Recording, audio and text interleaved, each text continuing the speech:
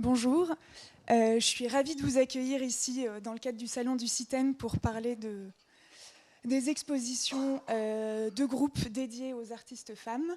Donc bienvenue, merci à Patricia d'avoir organisé tout ça. Et donc merci aux 5 intervenantes qui ont accepté mon invitation pour parler du sujet. Pour faire une petite introduction rapide, c'est un sujet qu'on avait traité il y a 1 an dans le quotidien de l'art en essayant de défricher un peu et de comprendre ce qui avait déjà été traité avec mes consoeurs Magali Le Sauvage et Roxana Azimi. Et on s'est dit avec Patricia que ça pourrait être intéressant de continuer la conversation avec aussi d'autres intervenantes pour comprendre un peu pourquoi c'était un sujet qui était autant d'actualité. Pourquoi il y avait autant d'expositions ces derniers temps sur les artistes femmes et dédiées aux artistes femmes qui fleurissaient depuis 2-3 ans notamment. Et voilà, et du coup, ce qui me semblait important et intéressant de préciser, c'est qu'en fait, ces expositions, elles ne sont pas nouvelles. Déjà au XIXe siècle, dans le cadre de l'exposition universelle de Chicago, il y avait eu un salon organisé et consacré seulement aux artistes femmes.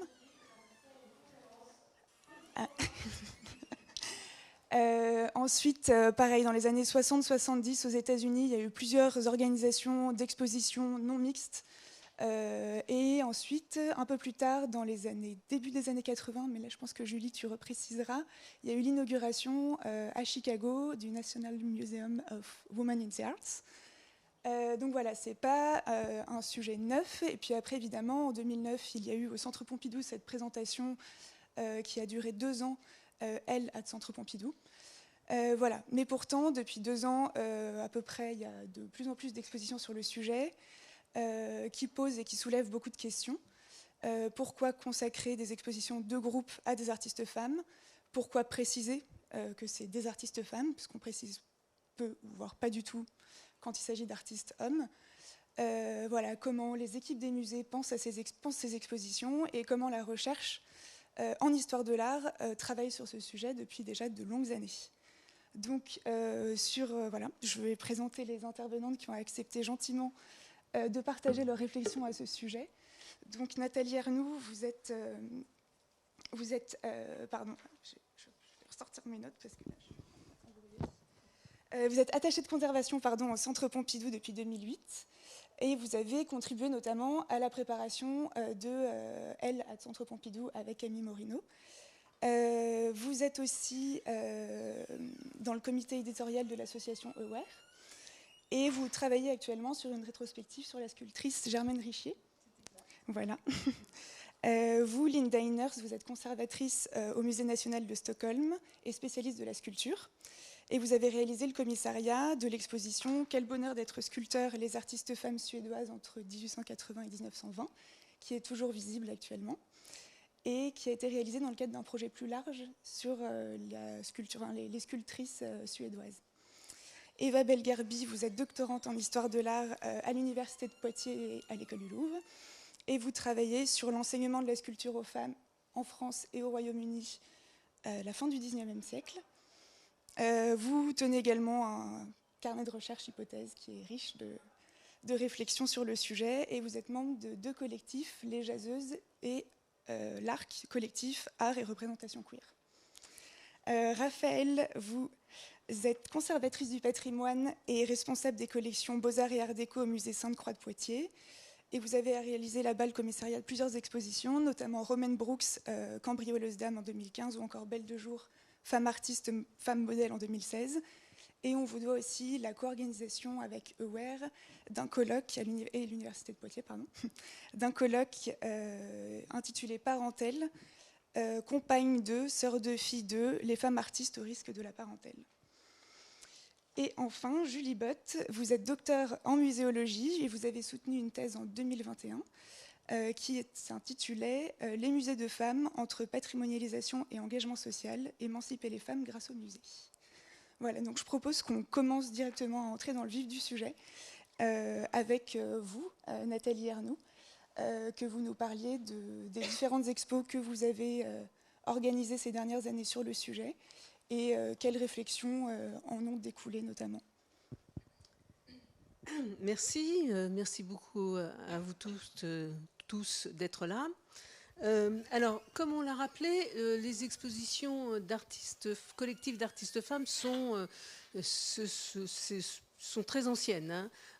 Dès la fin du 19e, on l'a vu avec Chicago, mais il y a à Paris un salon des femmes peintres et sculpteurs qui se crée pour exposer les œuvres de femmes et pour demander l'obtention de l'entrée des femmes aux Beaux-Arts, ce qu'elles vont finir par obtenir. Ensuite, on voit des expositions de femmes dans les galeries. Hein, il y en a régulièrement et elles sont commentées par la presse abondamment. On a des petits chapitres qui s'appellent « Du côté des femmes ». Apollinaire en fait des comptes rendus réguliers. Et ensuite, il y en a une qui va marquer un petit peu l'histoire. C'est l'exposition de 1937 qui est organisée dans le cadre de l'exposition internationale de 1937 et qui s'appelle « Les femmes artistes d'Europe exposent ». Alors, vous voyez là, donc c'est au Jeu de Paume. C'est une exposition qui est organisée au musée du Jeu de Paume. Le musée du Jeu de Paume, c'est le musée des écoles étrangères hein, à cette époque. On fait appel à un comité d'honneur composé uniquement de femmes, un comité d'organisation pareil, donc c'est vraiment une exposition extrêmement féminine, sous la présidence d'une femme aussi, mais on voit à un moment donné que en fait le principal organisateur de cette exposition, celui qui va choisir les œuvres, est un homme, c'est le directeur du musée, c'est André Desarrois. Cette exposition, qui va durer 3 semaines, est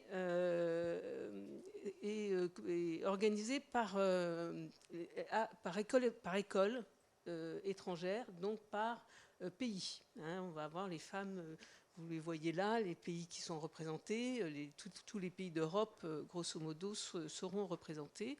Et il y aura un choix d'œuvres et d'artistes qui sont faits dans ces pays. Ce qui est intéressant, en fait, c'est que suite à cette exposition, il va y avoir une autre exposition, donc toujours organisée dans le cadre de l'exposition internationale de 1937, qui s'appelle « Origine et développement de l'art international indépendant », qui est aussi organisée par le musée du Jeu de Paume.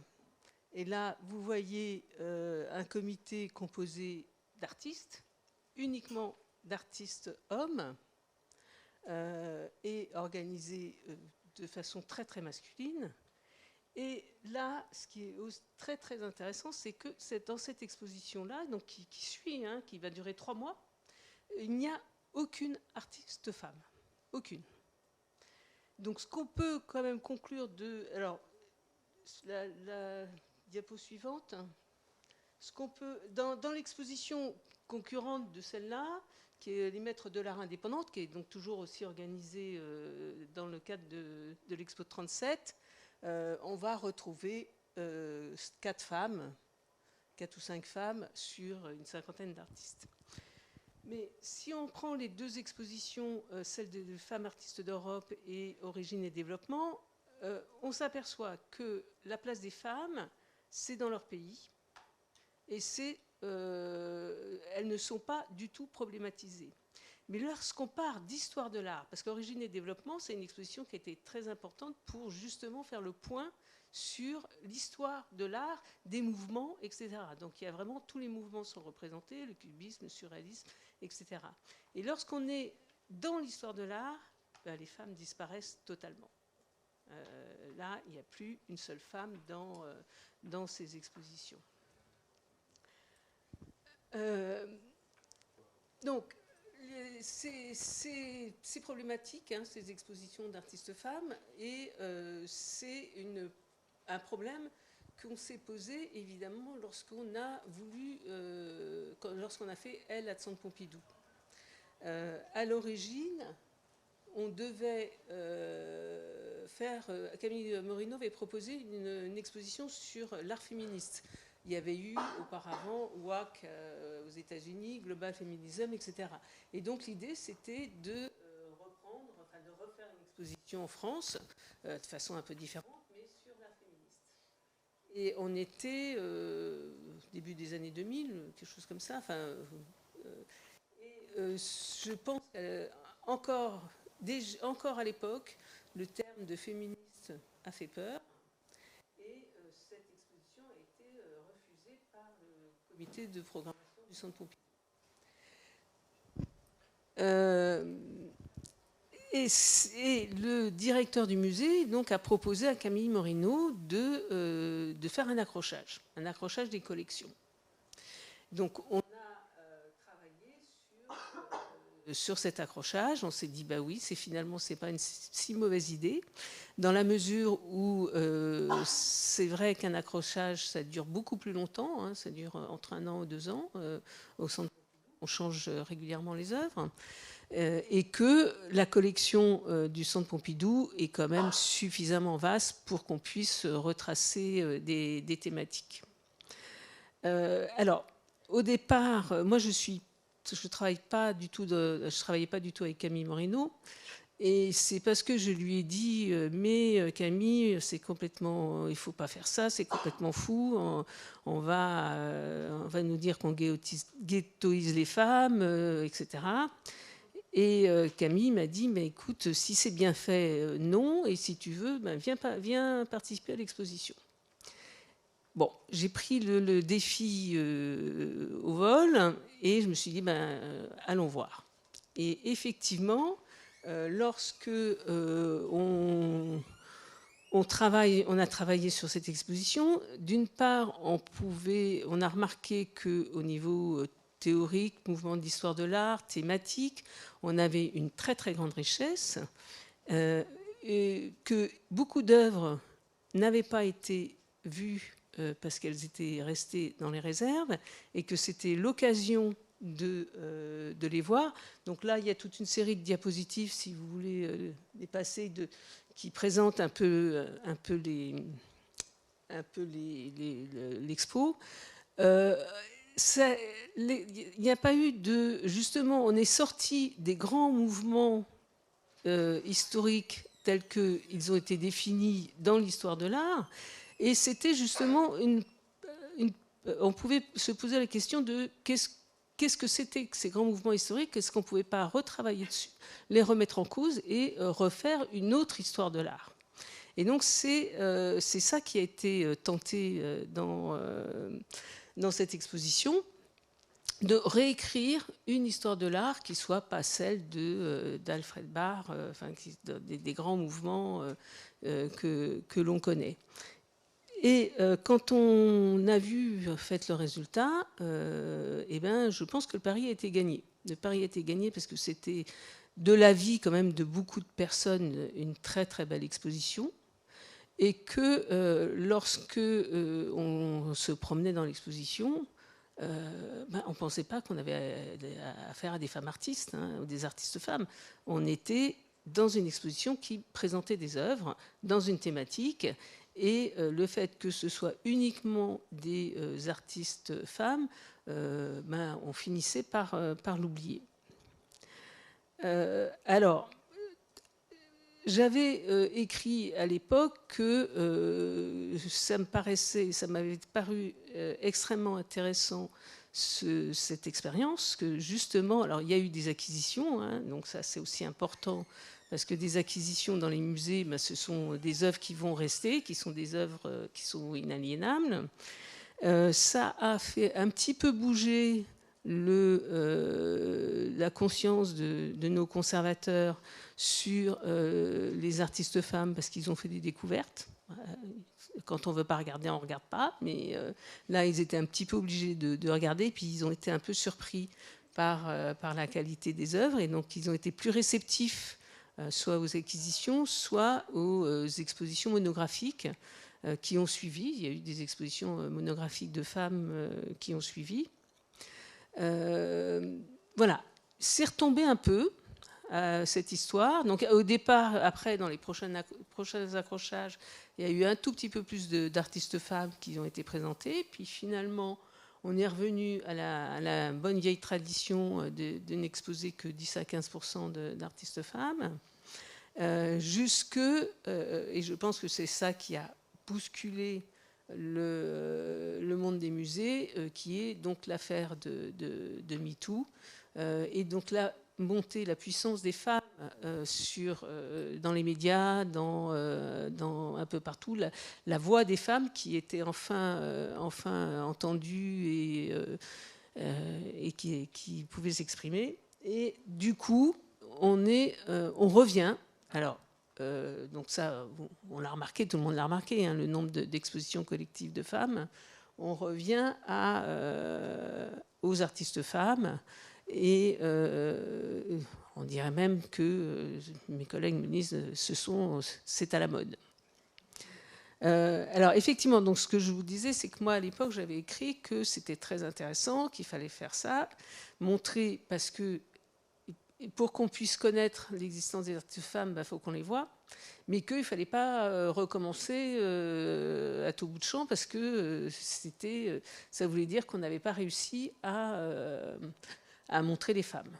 Alors, je pense qu'effectivement, on a réussi quelque chose, mais on n'a pas réussi tout. Donc, il faut malgré tout refaire parfois l'exercice. Mais que c'est dangereux. Enfin, il faut faire attention. Moi, je préconisais qu'il fallait faire beaucoup plus de monographies d'artistes femmes pour montrer l'œuvre, l'ensemble de l'œuvre d'une artiste, plutôt que de l'enfermer dans une problématique d'artiste femme. Vous m'arrêterez quand... bon, cette question-là, alors malheureusement, heureusement, c'est toujours très ambivalent. Les expositions collectives de femmes se sont multipliées. Donc, l'une d'entre elles, celle au musée Soulage sur l'abstraction des artistes femmes des années 50, notamment. Alors, c'est vrai que c'est encore remettre des artistes femmes dans leur sexe et non pas dans l'histoire. Mais en attendant, il est vrai que l'abstraction des artistes femmes des années 50 avait été très peu vue, et que là encore, ça fait connaître ces artistes.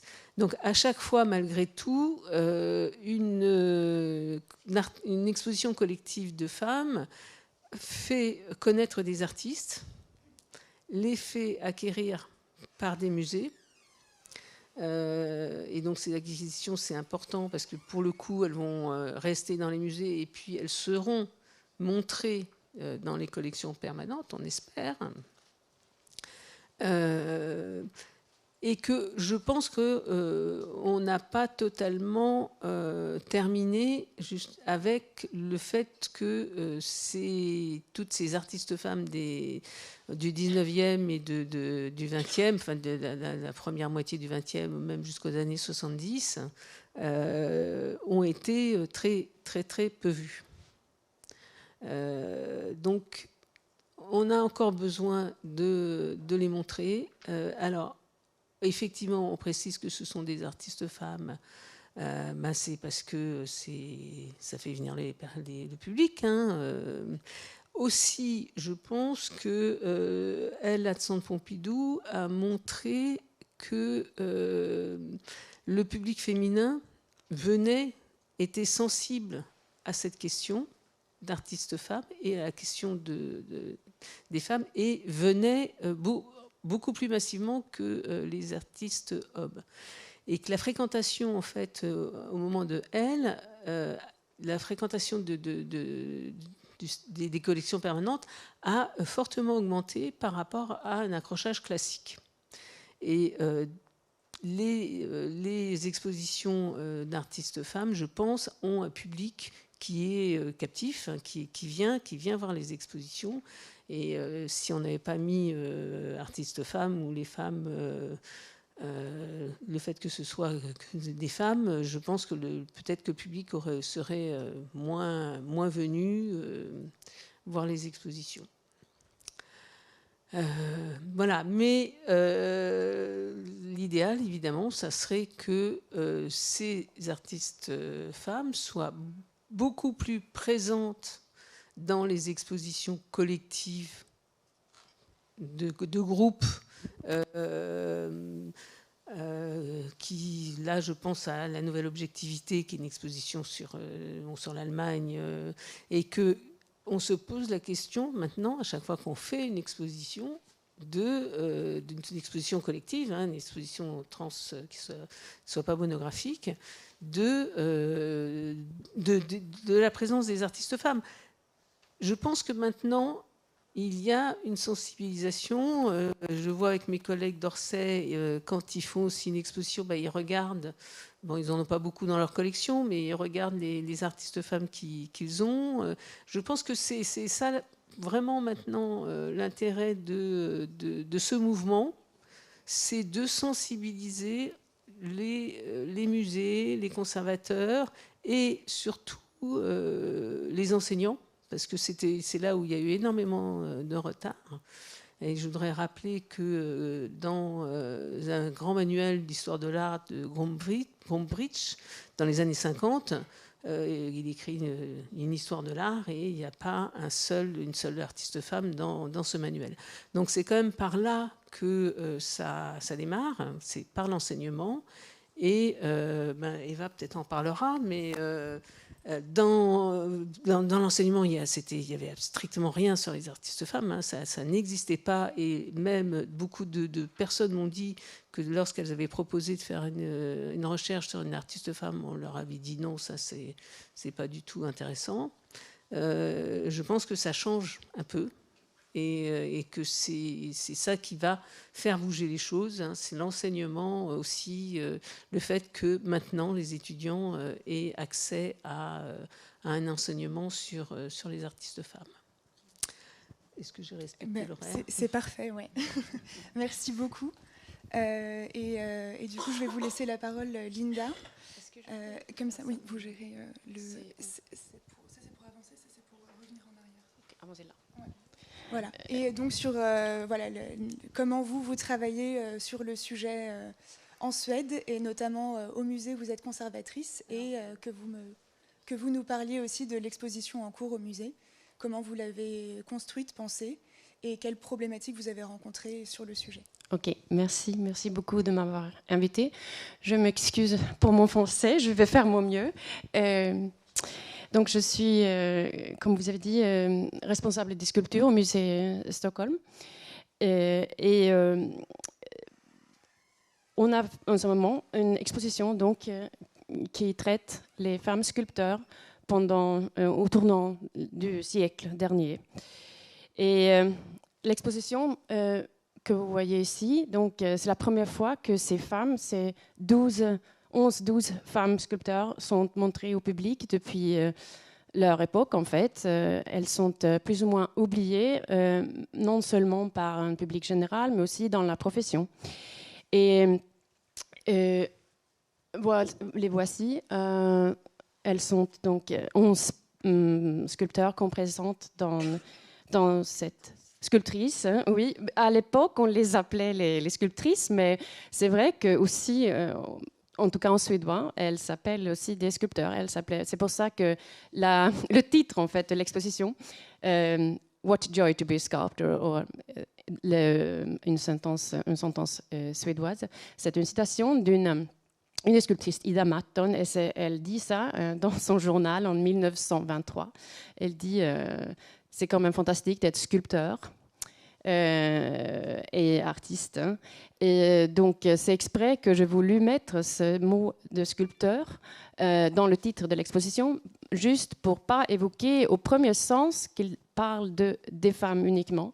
Mais dans le sous-titre, bien, on explique que c'est des femmes artistes, des sculptrices, si vous voulez. Et je disais qu'elles n'ont pas été montrées au public connues pour un grand public ou même dans la profession de l'histoire de l'art pendant le XXe siècle. Elles ont été plus ou moins, le XXe siècle, elles ont été plus ou moins oubliées. Et vous voyez ici aussi quelques images de l'exposition. On a voulu parler dans cette exposition, justement, parler de comment c'était d'être femme et sculpteur. Donc le genre et le sexe est important dans cette exposition parce que, comme vous le savez, le métier de sculpteur était associé à des connotations masculines dans la tradition, même si des femmes sculpteurs ont toujours existé. Mais c'était vraiment à la fin du 19e siècle que cela est devenu un métier plus courant, et ça, c'est grâce à, bien sûr, l'accès à l'école, aux études. Et en Suède, ça s'est fait déjà en 1864 que les femmes ont été admises à l'Académie des Beaux-Arts. Et donc là, il y en avait aussi des sculptrices. Et on a voulu aussi se demander s'il y a les conditions de travail, leur formation, la carrière, les relations entre elles, networks, et aussi on se demande aussi s'il y a est-ce qu'on peut parler de la sculpture féminine et un style féminin. Donc le sujet de genre, du sexe est vraiment lié au sujet dans cette première exposition qu'on a fait donc, dans ce sujet. Et voilà, aussi on parle des monuments qui étaient plutôt associés donc, aux sculpteurs masculins, mais les femmes aussi, elles ont fait des monuments. Et tout a en fait commencé quand on a fait une exposition il y a quelques années avant à Stockholm à l'Académie des Beaux-Arts sur Auguste Rodin, le grand sculpteur, le mythe et le sculpteur fantastique d'Auguste Rodin. Mais on n'a pas pu faire cette exposition sans parler aussi un peu de Camille Claudel, mais aussi on en a pu parler de deux sculpteurs finlandaises qui étaient en fait élèves de Rodin. Sigrid af Forselles et Hilda Flodin. Et on a remarqué que le public, en fait, a été encore plus intéressé par ces femmes, ces élèves. Et c'est là où est née l'idée de faire quelque chose de plus approfondi sur les sculpteurs, les femmes sculpteurs scandinaves de l'époque. Et il y a un autre fait important, c'est qu'en 2012 déjà, il y avait le premier livre qui est sorti par cette fantastique auteure et historienne de l'art suédoise Ilja Bergström, qui a publié donc son livre Les sculptrices, qui traite la même période. Et c'était vraiment un point de départ. Et elle, je la connais, et on en a parlé déjà en 2012, c'était pas actuel en ce moment, mais l'idée est née de peu en peu. Et on peut dire que c'est en fait la continuation, parce qu'en Suède, en 1988, il y a eu une grande exposition, la première exposition qui parlait des artistes femmes suédoises qui sont parties à Paris, plus ou moins toutes, mais on ne parlait pas de la sculpture. Mais dans le domaine de la sculpture, c'est plutôt pendant les premières 20 années du XXIe siècle que plusieurs études nordiques ont été faites dans ce domaine. Par exemple, pour Anne-Marie Carl Nielsen au Danemark, qui à la Glyptothèque l'année dernière, on a aussi montré une exposition monographique de cette sculptrice Anne-Marie Carl Nielsen. Et aussi, bien sûr, dans le contexte international, il y a eu des importantes études, notamment d'Anne Rivière sur les sculptrices, et aussi de Marianne Sterks de Belgique, mais aussi et en Angleterre aussi. Donc c'est vraiment une tendance dans la recherche, et on a voulu mettre donc les Suédoises et les Scandinaves dans ce contexte. Et Eva aussi, ses études importantes. Et bien sûr aussi des expositions qui ont eu lieu dans le monde ces dernières années, sculpturelles par exemple, et en France et aussi en Allemagne, Bildhauerinnen. et en Bratislava aussi, sur les femmes sculpteurs, en 2015, je pense que c'était. Et bon, mais le musée Camille Claudel est ouvert à Nogent-sur-Seine. Donc, c'est vraiment dans un contexte international que se trouve cette recherche. On a voulu aussi de le faire proprement et, et on a lancé un projet de recherche avec une collaboration avec les collègues dans les pays scandinaves au National Museum de Oslo et en Finlande. Et on a commencé par faire un colloque et de rassembler ces chercheuses, c'est plutôt plus souvent des femmes qui ont étudié cet domaine. Mais bon, on a fait cette conférence et on s'est donc posé certaines questions qui parlent de ce que j'ai mentionné, comment c'était d'être femme sculpteur au tournant du siècle, mais qui parlent beaucoup aussi du contexte, histoire sociale, politique, genre, art et sculpture.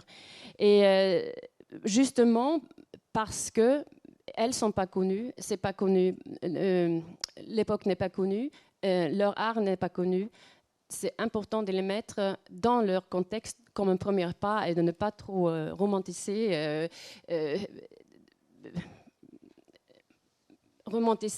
mais vraiment, oui, voilà, c'est ça. Et un autre problème, c'est qu'il n'y a pas un grand nombre de sculpteurs faits par les femmes, des sculptures faites par des femmes dans les collections de musées, de notre musée par exemple, on en avait quelques-uns. Mais c'est plutôt des exceptions.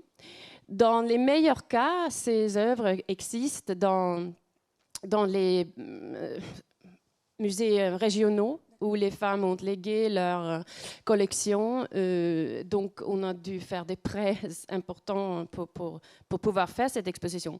Mais aussi, il nous fallait aussi faire des crowdsourcing ou des demandes dans les Internet, Instagram, Facebook. Et on a eu pas mal de réponses, en fait, et même des œuvres qu'on a pu prêter pour l'exposition.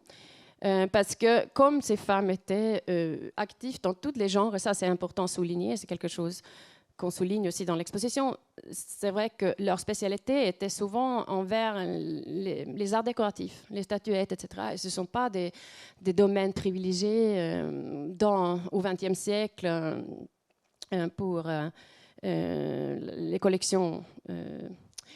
Et même la presse aussi traditionnelle ont eu connaissance de ça et ça a aussi aidé qu'ils ont écrit à propos de ce projet même avant l'exposition.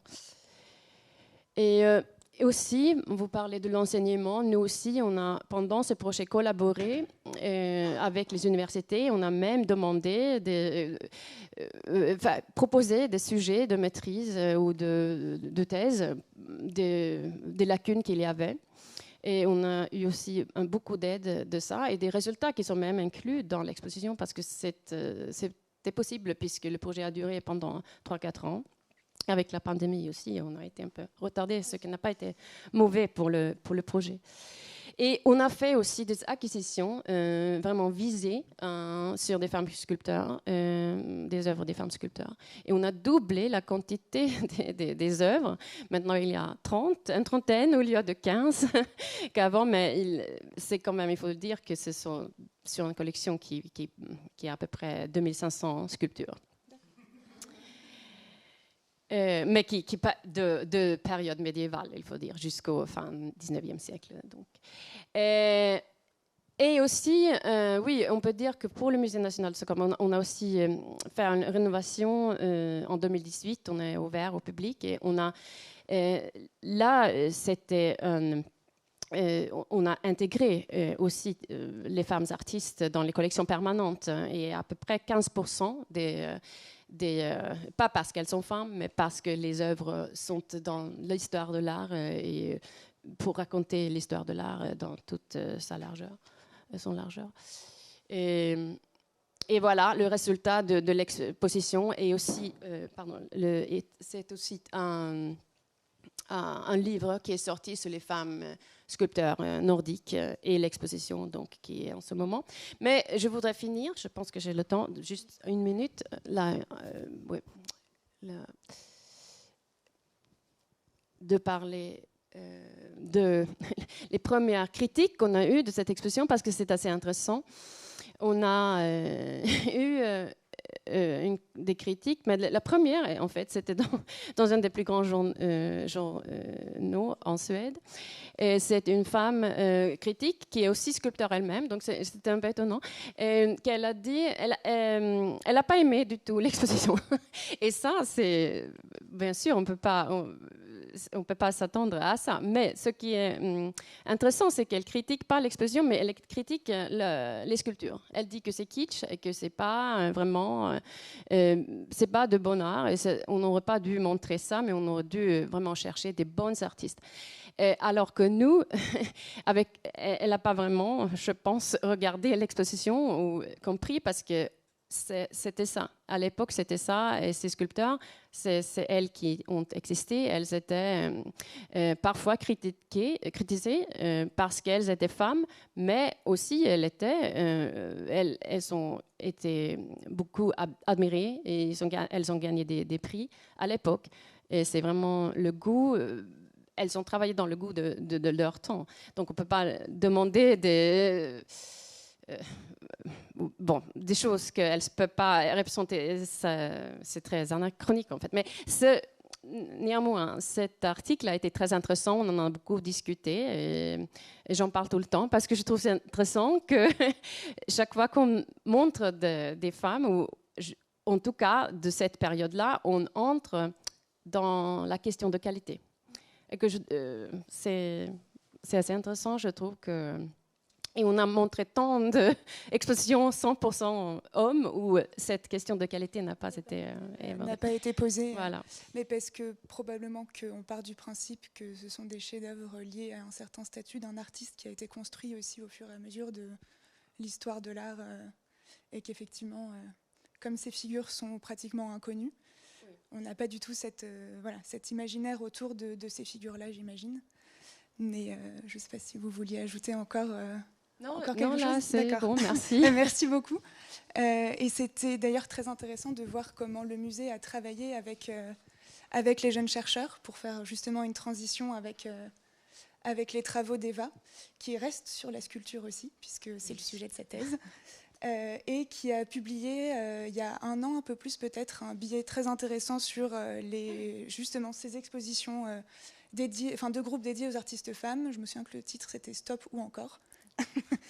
et voilà, donc je te laisse parler de tes recherches et de tes réflexions sur le sujet qui sont assez riches. Ok, merci.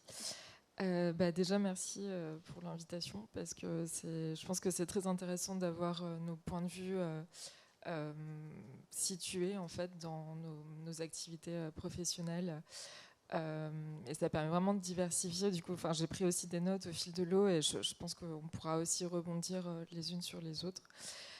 Effectivement, j'avais intitulé mon petit article Stop ou encore, mais je crois que j'ai toujours pas en fait la solution et je pense que c'est juste, je pense qu'on pourra jamais résoudre cette question non plus parce que moi, j'ai commencé à m'intéresser aux artistes femmes vraiment très tard dans ma scolarité, en M2 quand je suis partie à Glasgow. Et je cherchais un sujet de mémoire. Et en fait, à ce moment-là, à Édimbourg, il y avait une exposition sur les artistes femmes écossaises de la fin du 19e, début 20e. Et c'est en marchant dans cette exposition que je me suis intéressée en fait, à une de ces artistes, Ottilie McLaren Wallace, qui finalement est devenu le sujet de mon mémoire. Donc ce serait très hypocrite de dire que non, il n'en faut plus, parce que en fait, si, ça peut vraiment nourrir aussi un intérêt des recherches. Et je pense que quand c'est bien fait, ça peut être aussi un moteur pour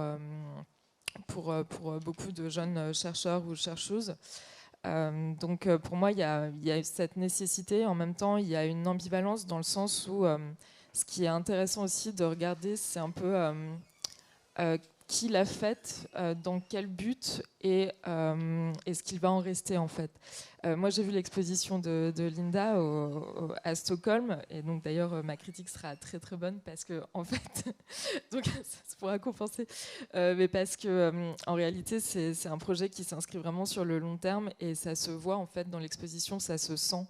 que ce soit au niveau des cartels, que ce soit aussi au niveau du choix des œuvres, et d'assumer justement d'avoir une production qui certes va être reçue avec notre regard de 2022 comme quelque chose d'un peu mineur, d'un peu de mauvaise qualité. Enfin déjà, moi, le paradigme de la qualité ou du chef-d'œuvre, c'est quelque chose qui m'échappe un peu, parce qu'en fait, on aime ce à quoi on a été familiarisé dans les musées ou nos goûts personnels, et je trouve que décider de qu'est-ce qui est bon et qu'est-ce qui est pas bon est un peu quand même arbitraire. Alors que là, voilà, dans l'exposition, on voyait vraiment la multiplicité de ces médiums. Et justement, effectivement, ça restitue une époque. Enfin, moi, je travaille sur la sculpture depuis plus de 5 ans, ce qui n'est pas grand-chose à l'échelle d'une vie, mais je vois des sculptures de sculpteurs très moches, enfin, qui sont, que je trouve pas belles. Enfin, moi, en général aussi, je dis que je travaille sur des œuvres que je ne trouve pas belles, parce que c'est comme ça, et c'est pas grave en fait. Enfin, c'est mon goût personnel. Moi, j'adore Manet. Bah, je fais pas une thèse dessus parce qu'il y a déjà plein de choses sur lui. En revanche, sur des sculptrices britanniques et françaises de la fin du 19e, sur l'enseignement, comment est-ce qu'on leur transmet la sculpture, bah, y a rien. Donc, je trouve ça beaucoup plus stimulant de s'y intéresser. Voilà, c'était ma petite parenthèse en passant. Du coup, moi, je suis venue avec... je ne suis pas venue toute seule, parce que pour parler de la recherche en histoire de l'art sur ces questions autour des études de genre et des artistes femmes, il faut quand même souligner qu'il y a un intérêt, mais depuis plusieurs années. Je me souviens, Magali Le Sauvage, je me souviens d'une conversation qu'on avait eue avec Magali en 2017, qui me demandait mais pourquoi est-ce qu'il y a autant d'expositions sur les femmes artistes en ce moment, pourquoi est-ce qu'on s'y intéresse. J'ai pas la réponse, je l'ai toujours pas. Effectivement, peut-être ce que disait Nathalie avec MeToo, et peut-être prendre enfin en compte, je sais pas, la visibilité des femmes, ou même de leurs revendications, j'en sais vraiment rien. Mais moi, ce que je remarque du coup de l'autre côté, du pendant recherche, c'est qu'on a aussi une multiplication de mémoires qui traitent alors à la fois d'artistes femmes, donc qui font des monographies, qui font aussi des mémoires un peu plus muséologie, histoire des collections, sur des musées spécifiques, ou alors vraiment sur cette exposition des femmes artistes, ou sur certaines en particulier. Donc c'est pour ça que je viens un peu avec vraiment ces sujets de mémoire qui ont été soutenus très récemment, pour montrer que, voilà, qu'en France, on a une recherche qui est très vive sur des corpus qui sont en plus souvent conservés dans les institutions muséales. Par exemple, je pense à Ennio Grazioli, qui a travaillé sur Ilse Bing, la photographe, mais qui était aussi donc historienne de l'art. Il a travaillé essentiellement sur un fonds qui est à la BNF, mais qui n'avait été encore jamais trop été exploré. De même, alors je prends un peu au pif, mais oui, Blandine Abel Delattre a travaillé sur Françoise Gillot, et aussi sur Gabriel Buffet-Picabia, qui sont des figures dans l'ombre en fait des grands artistes, à savoir Picasso pour Françoise Gillot, et Gabriel Buffet-Picabia dans l'ombre aussi de Picabia. Et du coup, il a aussi beaucoup travaillé à la bibliothèque Kandinsky pour aller rechercher en creux finalement ces destins de femmes artistes. Mais ce qu'on observe aussi souvent, alors à nouveau, c'est pas le cas dans tous les musées, mais souvent on voit aussi un décalage entre ce que les étudiants et étudiantes produisent et l'accompagnement des musées. Parfois on a une porosité qui fait que, par exemple, on ne va pas être associé à des projets d'exposition. Et alors on sait très bien que les musées n'ont pas d'argent. Ça, on le sait, on en a conscience. Moi, j'ai fait des stages dans les musées. J'ai vu à quel point c'était compliqué de monter des projets, même sur le long terme, en fait. Notamment, j'étais assistante d'exposition sur l'exposition Transmission Transgression, maître et élève dans l'atelier de Bourdelle, au musée Bourdelle en 2018. Et on aurait adoré en fait convoquer toutes les personnes qui ont travaillé sur les élèves de Bourdelle, sauf qu'en fait c'était pas possible. Mais pour vouloir quand même créer un lien avec ces chercheurs et chercheuses, on a créé très bêtement, hein, mais des pages Wikipédia pour rendre visibles aussi les ressources qu'il y avait au musée. Les archives, en fait, on mentionnait en bas de la page Wikipédia les archives qu'il y a au musée, et aussi un carnet de recherche pour justement encourager les chercheurs et chercheuses à s'intéresser à Bourdelle et à ses élèves, parce qu'on avait des choses au musée. Et aussi, j'insiste sur cette exposition parce que le projet de départ, c'était vraiment... Je ne sais pas si j'ai des photos, en fait, mais... non, pas encore. Ça, c'est mon carnet de recherche. Mais le projet de départ de transmission-transgression, c'était vraiment... Bourdelle a eu autant d'élèves femmes que d'hommes, et il faut restituer ça dans l'exposition. Il faut montrer qu'il y avait une sorte de parité, bon, alors qui est complètement par hasard, mais il faut montrer qu'il y avait autant de femmes que d'hommes qui s'inscrivaient dans son atelier, qui voulaient travailler la sculpture.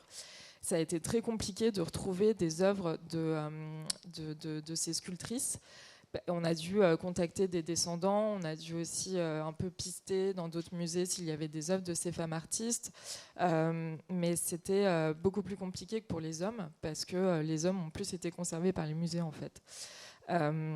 Donc voilà, une petite digression là-dessus, dans le sens où c'est souvent des volontés personnelles aussi. Pour le coup, c'était Amélie Cimier, Claire Wasserol, qui avait vraiment cette volonté de restituer cette mixité de l'atelier. Mais c'est pas toujours systématique dans les expositions en général. Et ça rejoint aussi ce qu'on disait sur la nécessité d'intégrer des femmes artistes dans des expositions beaucoup plus thématiques, en fait, et beaucoup plus globales. Là, si on avait voulu être un peu paresseux et paresseuse, on ne se serait pas embêté à aller chercher ces œuvres. Mais du coup, effectivement, ça demande un effort supplémentaire, ça demande de l'argent en plus. Et pareil, du coup, aussi pour la recherche. Donc, cette contrainte de l'argent et qui empêche cette collaboration entre chercheurs, chercheuses et les musées, ça on en a conscience. En France, on en avait déjà discuté, hein, en tant que jeune chercheuse, il n'existe pas de postes de chercheurs associés ou des choses comme ça, comme ce qu'on peut trouver aussi dans des musées à l'étranger. Et que du coup, en fait, ça dépend vraiment aussi des liens que l'on peut nouer avec les musées nous-mêmes, en fait, finalement. Moi, je me souviens, mon premier colloque, c'était à Poitiers, pour Parentèle, sur justement les artistes femmes et leur parentèle. Et à partir de là, on a aussi, c'est aussi de personne à personne, dans le sens où le musée de Poitiers aussi travaille, de toute façon tu en parleras, donc je ne vais pas me faire ventriloque, mais le musée de Poitiers travaille vraiment sur les collections et l'enrichissement des collections par l'achat aussi de femmes artistes. Et voilà, c'est une particularité de ce musée, ce qui fait qu'on noue des liens aussi, on se regarde l'un l'autre, et c'est très bien, et on adorait qu'il y ait ça beaucoup plus, mais ça n'est pas le cas. Donc ça, c'était juste en fait pour montrer aussi le fait que le chercheur ou la chercheuse en études de genre ou qui travaille sur les femmes artistes, peut-être qu'on est rarement associé à ces expositions. En revanche, on diffuse aussi beaucoup quand même de la recherche via Internet, tout simplement, qui reste en fait, pour moi, mais comme pour beaucoup aussi, un moyen de diffuser la recherche, un moyen aussi de participer justement à cet engouement pour les artistes femmes. Moi, ça, c'est ma newsletter. Alors, il n'y a pas énormément de numéros parce que, évidemment, je fais ça gratuitement. Donc, comme pour tout, en fait, c'est aussi une question de priorité. Donc, j'adorerais le faire de façon beaucoup plus régulière. Mais dans cette newsletter, ce que je voulais surtout faire, c'était aussi relayer des travaux de jeunes chercheurs et chercheuses qui ont soutenu des masters, justement pour garder cette veille scientifique et dire qu'en fait, oui, il y a quand même des gens aussi qui travaillent sur ces sujets, et que non, ces femmes artistes ne sont pas forcément inconnues de tous, mais que des gens travaillent aussi dessus, et que ce sont ces travaux-là aussi qu'on pourrait mettre en valeur, et qu'on pourrait réfléchir aussi à une sorte de meilleure collaboration finalement entre l'institution qui a les collections, les objets, et les chercheurs et chercheuses qui ont pris 1 an de master ou 2 ans de master pour travailler dessus. Et c'est ce que tu disais finalement, Linda, que le musée avait aussi proposé des sujets et que c'était inclus dans l'exposition. Et moi, je pense tout particulièrement à Lucie Travaillé, qui qui en fait était, qui n'a pas pu venir aujourd'hui, mais qui en fait est une des autrices dans le catalogue d'exposition de Linda et qui est vraiment une somme incroyable. Et Linda, au départ, m'avait contactée en 2019, je ne sais plus, pour me demander si dans mon corpus, j'avais des sculptrices, voilà, des nordiques. Et en fait, moi, je lui ai dit que j'en ai un peu, mais que c'est pas mon sujet de recherche principal, mais qu'en revanche, Lucie Travaillé, qui a soutenu son Master 2 en 2017, a travaillé sur Agnès de Frumery, qui fait donc partie des artistes exposés. Et Linda l'a contactée et Lucie a pu valoriser en fait son mémoire en écrivant en anglais en plus dans le catalogue de l'exposition. Donc elle est aux côtés de Marianne Sterks, à tes côtés Linda. Enfin, je veux dire, il y a moins cette hiérarchie aussi dans les savoirs parce qu'elle a passé un an à compulser les sources et au final, elle la connaît mieux que, pas que quiconque, mais en tout cas, elle est très fine là-dessus. Donc moi, c'est ce que j'aimerais qu'on fasse en France, mais je pense que c'est encore un peu compliqué. Là, c'est juste pour montrer que cette idée même de dénomination de femme artiste, artiste femme, c'est quelque chose qui n'est pas fixé. Et ce qui est intéressant dans les expositions d'artistes femmes, c'est quand cette notion est interrogée. Dans le livre, vraiment le livre qui devrait être réédité d'ailleurs parce qu'en fait il coûte une blinde sur internet alors que c'est vraiment une référence absolue même en termes de méthodologie. Donc le livre de Catherine Gonard et de Elisabeth Lebovici qui nous guide un peu tous et toutes finalement. Déjà dès le début, en fait, dès le préambule, les autrices s'interrogent justement sur s'il y a une pertinence ou pas d'employer ce terme, cette association artiste-femme, est-ce qu'on doit plutôt dire femme-artiste? Et au final, dans tout le livre, on voit que c'est un peu ce curseur en fait du propos que jamais les artistes femmes sont essentialisées, qu'on s'interroge toujours aussi sur comment dire, la réception de leurs œuvres à l'aune de cette espèce de grosse étiquette que le public ou les critiques leur mettent. Et je trouve que c'est ça qui est finalement le plus intéressant dans les expositions d'artistes femmes, c'est quand on s'interroge sur le genre vraiment. Et du coup, ça permet peut-être moins de superficialité dans le regroupement de ces artistes et de mieux comprendre aussi cette question de réseau dont on parlait encore tout à l'heure. Oula, j'ai trop du mal. Mais, alors là, du coup, j'ai remis l'enquête que tu avais menée avec Roxana Assimi et avec Magali, qui est, je trouve que ça fait bien le point aussi sur comment en France, c'était l'an dernier, où est-ce qu'on en était en fait. Et c'était intéressant d'ailleurs d'avoir, je crois que c'était Martine Lacasse qui avait, qui elle montrait son point de vue en disant que pour elle, les artistes femmes, c'est des artistes comme les autres. Ce qui se voyait d'ailleurs dans son exposition Femmes peintres au Luxembourg. Moi, par exemple, j'ai un avis qui est vraiment différent dans le sens où pour moi, le genre est essentiel et qu'il ne faut pas le balayer parce qu'on aimerait qu'elles soient considérées comme des artistes comme les autres en l'état et dans leur contexte et dans leur milieu et à l'époque où elles ont créé, le genre était déterminant. Donc, voilà, c'est juste histoire de rappeler que vous aviez fait ça. J'avais été aussi invitée par Bérénice Villiers avec Julie pour un podcast. C'était il y a 2 mois, justement sur ces questions d'artistes femmes, de la visibilité là plutôt des artistes femmes dans les collections. Moi je trouve que c'est un bon podcast parce que les questions étaient pertinentes et qu'on voyait aussi comment est-ce qu'on enchevêtrait nos différentes réponses. Il y avait aussi Marine qui est médiatrice, qui elle aussi parlait de son métier de médiatrice et comment est-ce qu'elle envisageait aussi cette question-là dans les collections. Donc ça, je le dis juste en passant pour les professionnels de musée qui sont dans la salle. Ça, c'est aussi à nouveau des pistes de réflexion pour justement un peu faire la promotion de ce bouquin qui sort par le collectif, enfin l'association Musée, dans lequel je reviens aussi sur cette question. Donc en fait, c'est à chaque fois... Alors, je ne refais pas à chaque fois le même texte, non, parce que sinon, ce serait un peu abusé. Mais justement, en fait, ça va tellement vite que même, je ne sais pas, tous les 6 mois, il y a des nouveaux éléments. Et c'est ça aussi qui est hyper intéressant, je trouve, en ce moment, c'est que chacune tâtonne un peu. On n'a pas de réponse. Chacun fait aussi comme il peut et comme il veut. Elle veut plutôt, parce que c'est souvent des femmes, en fait. Moi, ça, je le vois à chaque fois. Et du coup, en tant que chercheur, chercheuse, comme justement tout le monde tâtonne, on essaye aussi de s'organiser entre nous par des discussions informelles qu'on peut avoir à la bibliothèque, par exemple, dans les couloirs, ou aussi en ligne, parce que on se rend compte aussi que déjà le milieu universitaire de l'histoire de l'art se concentre énormément à Paris, et que du coup, il y a plein de gens aussi qui travaillent sur les femmes artistes, même, comment dire, avec un angle beaucoup plus régional. Donc, en fait, c'est intéressant aussi de voir l'utilisation d'Internet pour nous relier tous et toutes. Moi, j'ai l'impression de m'être formée aussi beaucoup via Twitter, via aussi les carnets de recherche qui dispensent gratuitement, par exemple, des bibliographies, chose que j'essaye de faire aussi par moi-même. C'est une mise à disposition des ressources qui nous permet de nous former en dehors justement des universités, parce que comme tu le disais, Nathalie, à l'université, à l'école du Louvre, on nous parle pratiquement jamais de femmes dans nos cursus. Moi, je viens de l'école du Louvre, j'ai fait ma première année en 2010.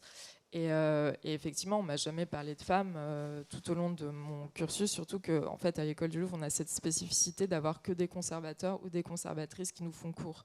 Donc, au final, c'est une approche vraiment par l'objet, un peu moins par la théorie, mais moi, je l'ai vu même à l'université où j'ai moi-même enseigné. Moi, je suis juste chargée de TD, je suis vacataire. En plus, j'ai pas de contrat, donc vraiment, je suis au bout de la chaîne alimentaire, quoi. Mais du coup, quand on voit les programmes, on n'a pas vraiment de prise sur ces programmes, puisque ce sont les MCF, les profs qui ont vraiment, qui décident du programme. Moi, j'essaie un peu d'instiller comme ça des noms de femmes, de lancer des perches, mais je sais qu'au final, à l'examen, ça va pas. Ça peut en plus des fois les desservir, mais c'est surtout, c'est pas ça le programme et c'est pas ça qu'on va leur demander pour valider leur année. Donc il y a aussi tout ce truc de la formation à l'université, la formation à l'école du Louvre aussi, parce que l'école du Louvre forme aussi beaucoup de futurs conservateurs et conservatrices. Et pour la plupart qui arrivent à ces postes, si c'est pas un intérêt personnel, ça ne fait pas partie forcément du cursus. Donc du coup, on s'organise un peu comme on peut. Via les internets, donc notamment le collectif ARC, qui est un tout jeune collectif qui a donc été co-créé par Quentin et Marion. Ça nous permet aussi parce qu'on a un Discord, ça nous permet par exemple, nous en tant que doctorants, de relire quelques bouts de mémoire quand même pas, mais ou de donner des conseils bibliographiques, de faire un peu le tri aussi parmi toute la littérature qui sort en ce moment, mais qui sont beaucoup d'ouvrages trop généralistes. Moi, je pense qu'on peut apporter beaucoup de complexité aussi et de le faire très bien dans ce sujet des femmes artistes, sans forcément passer par juste des biographies comme ça qui se succèdent sous forme de petites notices. Je pense que le public, même généraliste non spécialisé, a aussi droit à avoir un peu plus de complexité. Donc voilà, on essaye d'aiguillonner un peu comme on peut les gens qui nous envoient des mails. Moi, j'ai beaucoup de jeunes masterantes qui m'envoient des mails et des fois juste j'essaie de donner des pistes, mais à nouveau, ça n'est pas mon travail. Donc il y a aussi beaucoup cette question de la formation, je pense, qui mérite d'être prise plus au sérieux, en tout cas. Là, c'est juste pour montrer des catalogues d'expositions que moi j'aime bien. Donc là, l'exposition Modern Scottish Woman, qui est donc celle que j'ai vue à Édimbourg et qui a déterminé aussi mon sujet de mémoire, puis en fait, par extension, mon sujet de thèse. C'était aussi il y avait eu un gros travail aussi derrière de recherche. Il y avait eu l'organisation d'un colloque, il y avait des séminaires qui étaient organisés. En fait, c'est super bien tombé, parce que je pense que si je l'avais pas vu, je me serais jamais intéressée à ce sujet par moi-même. Donc, d'où l'intérêt aussi des expositions de femmes artistes. Si on sort les œuvres, ça permet aussi de susciter des intérêts, des recherches. Sculpturelle, qui est une exposition que moi je n'ai pas vue, qui était donc en 2011 au musée des années 30 à Boulogne. Le catalogue est vraiment bien parce que il permet, en fait, il contient des articles donc d'Anne Rivière, mais aussi de Marianne Sterks et d'autres spécialistes de la sculpture qui sont traduits en français. Donc du coup, ça facilite aussi l'accès à ces recherches qui sont pointues, mais qui font un peu ce lien transnational. Donc vraiment, c'est une super source. Et puis derrière, cette exposition que moi j'ai adorée à Brou, qui s'appelle donc Valadon et ses contemporaines, que j'ai trouvé, enfin Brou et Limoges, que j'ai trouvé génial parce que justement le thème c'était pas les femmes artistes entre telle date et telle date, mais la porte d'entrée c'était vraiment Suzanne Valadon et celle qui créait en même temps qu'elle. Et donc c'était intéressant aussi de voir celle qui allait vers les avant-gardes, celle qui n'y allait pas. C'est une des expos où pour la première fois je crois j'entendais parler de l'Union des femmes peintres et sculpteurs du 19, qui est pour le coup une sorte de syndicat de femmes artistes de la fin du 19e et qui est hyper importante en fait pour ces histoires d'expositions non mixtes aussi dans l'histoire de l'art. Et c'était vraiment bien fait, quoi. Mais après, on le sent aussi parce qu'il y a eu un super comité scientifique, auquel d'ailleurs a participé Nathalie, de personnes spécialistes. Et le catalogue, ça se voit aussi. Il y a vraiment une grande pédagogie en même temps sur quand même des gens ultra pointus. Donc voilà, ça c'est une super expo. Et d'ailleurs, en fait, à chaque fois, je la conseille. Après, ça c'est pas moi. À chaque fois, je la conseille parce qu'elle est bien faite et surtout elle était très accessible. Et en même temps, ça restituait une complexité que moi je peux retrouver aussi dans mes travaux, dans des travaux vraiment de chercheurs et chercheuses. Voilà, donc j'ai pas de conclusion vraiment, mais je passe la parole. Merci beaucoup Eva. Et on va passer du coup à Raphaël. Voilà, que vous nous parliez notamment des récentes expositions dont vous avez fait le commissariat et surtout de la politique d'acquisition qui est assez particulier au musée. Merci de m'avoir invité. Effectivement, alors je viens pour le compte des musées de Poitiers. Ça va être un prisme un peu différent en fait. Au-delà peut-être des expositions temporaires justement, qui était néanmoins la question et le sujet. Faut-il encore des expositions 100% artistes femmes? À Poitiers, en fait, elles sont là tout le temps, parce qu'elles sont présentes dans le parcours permanent. En fait, on les a insérées, et même, on va le voir dans le cadre d'expositions comme Belle de jour, Femmes modèles, Femmes artistes. L'exposition, en fait, était insérée dans le parcours permanent, et les prêts venaient ponctuer en fait notre parcours permanent parce qu'elles révélaient ou qu'elles faisaient écho à des œuvres présentées. Alors ça, c'est juste pour vous familiariser, parce que je pense que peu de gens connaissent le musée Sainte-Croix de Poitiers. Voilà, des images pour que ce soit moins rébarbatif de cette institution, donc, qui a été juste rapidement construite il y a 40 ans, avec une architecture, souvent les gens pensent que ça c'est le musée, mais en fait ce n'est que le bâtiment sur rue, en fait, le bâtiment 17e, et le musée a cette singularité d'être dans un bâtiment d'architecture qu'on appelle brutaliste, qui a été construit en 1974 par un architecte, Jean Monge, qui était équerre d'argent. Et pour les gens, je pense, qui ont la curiosité de venir au musée, ils sont souvent assez surpris et séduits par cette architecture très singulière qu'on retrouve dans le parcours permanent, qui est une œuvre d'art en soi et qui nous contraint beaucoup dans l'accrochage même des œuvres. Bon, ce n'est pas forcément le propos, mais ça me semblait important de vous remettre dans le contexte dans lequel va se dérouler ce dont je vais vous parler. C'est un musée encyclopédique, on le visite, on commence avec la préhistoire, on s'arrête avec l'art contemporain. Voilà, on est 3 conservateurs, mon homologue qui s'occupe des collections archéologiques, antiques, médiévales, et pour ma part, donc, tout ce qui est collection beaux-arts, art décoratif. Et donc vous le voyez, 1 175 000 items, les collections du musée. Il faut savoir que quand on visite le musée, on voit moins de 10% de ce qui est conservé, ça vous donne une idée un petit peu. Et pour les seuls beaux-arts, 75 000 objets environ. Alors c'est un musée en fait alors chaque musée essaye de trouver un petit peu une identité pour exister justement dans cet océan d'institutions culturelles. À Poitiers, il y a 2 pieds. On est vraiment sur et de l'archéologie et des beaux-arts. Alors l'archéologie qui est connue, reconnue au niveau national et international, les collections sont importantes.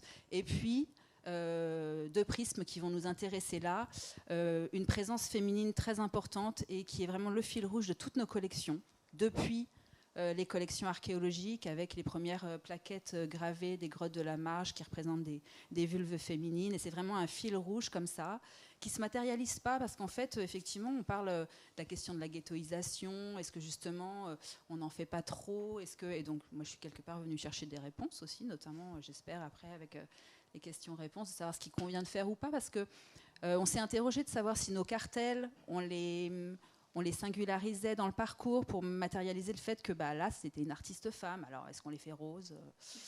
Est-ce qu'on met un picto? Résultat, on n'a rien fait, en fait. Et en fait, dans les visites guidées ou quand on parle du musée et par nos pairs à l'extérieur, parce que vous allez le voir, on est très sollicité dans toutes les expositions dont on a parlé, on a la chance d'être prêteur. Mais en fait, c'est un fil rouge qui ne dit pas son nom. Je ne sais pas si le visiteur en a conscience quand il visite le musée. Il y a juste une appli qui s'appelle Femme, Femme, Femme et qui permet, depuis la préhistoire jusqu'aux dernières salles, de visiter le musée par ce prisme-là. Mais au même titre que l'application sur les monstres, voilà, c'est un choix que fait le visiteur. Et en tout cas, ça ne se matérialise pas dans le parcours à proprement parler.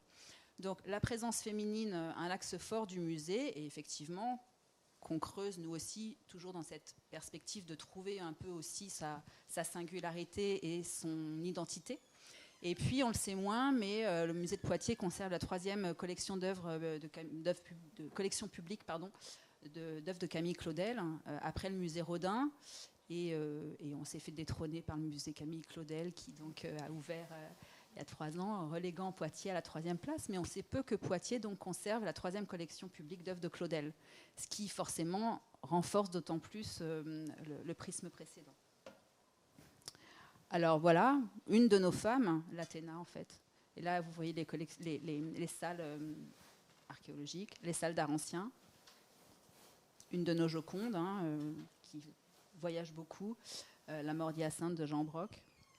Et puis voilà, juste pour vous donner un peu une idée de l'ambiance des salles, ce remarquable bronze de Mayol qui est actuellement exposé à l'exposition Mayol du musée d'Orsay.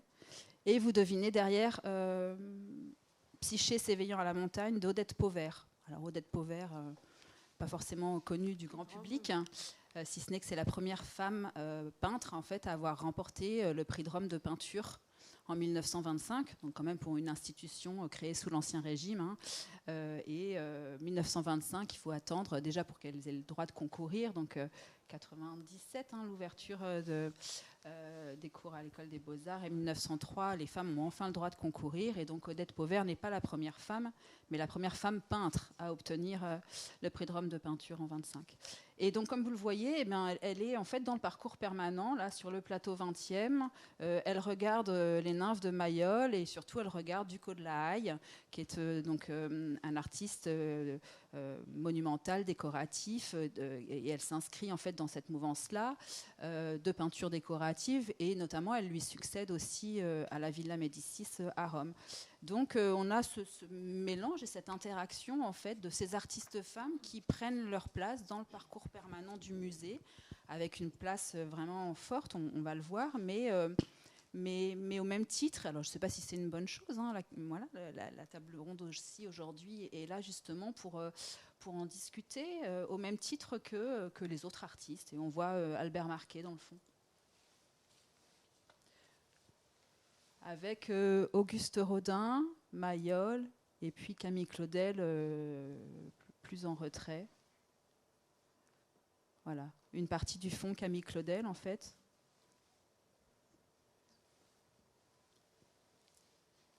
Et l'exposition actuelle du musée, qui est consacrée à ce collectif Guerilla Girls, qui est toujours très actif, et voilà, ça interroge aussi sur le fait que... Donc moi... Les femmes ont-elles besoin d'être nues pour entrer au musée, au Métropolitain en l'occurrence à l'époque. Moins de 4% des artistes dans les sections d'art moderne sont des femmes, mais 76% des nus exposés sont féminins. Ah oui. Donc dans les musées, la question des femmes artistes et de leur place, leur visibilité et leur reconnaissance dans le monde de l'art et les expositions est devenue un sujet central, avec notamment une multiplication des expositions. Alors moi j'étais sur 5 ans plutôt. Au musée Sainte-Croix, et c'est, je crois, ce qu'en fait aussi la singularité, et c'est pour ça que je suis contente de venir en parler aujourd'hui, c'est la présence, donc je vous le disais, de présence féminine qui demeure un véritable fil rouge du parcours permanent, qui est souvent donc méconnu du grand public et qui est déroulé depuis plus de 70 ans.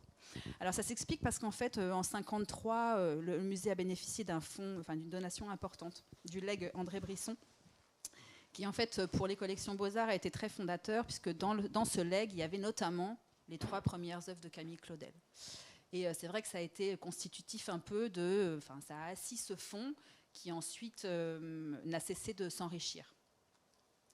Et de s'enrichir notamment, en particulier, je vous passe le blabla, mais là je vous le disais, c'est la présence féminine dans le parcours permanent. Alors en archéologie, effectivement on a tiré autant que possible aussi le fait, on pourrait voir des femmes partout, mais... en Beaux-Arts, alors ça vous donne là aussi, pour vous donner une idée des chiffres, c'est qu'on a 33 œuvres de 12 artistes femmes qui sont exposées dans les collections, ce qui en soi représente un peu plus de 10% en fait, du parcours permanent, ce qui est donc pas énorme.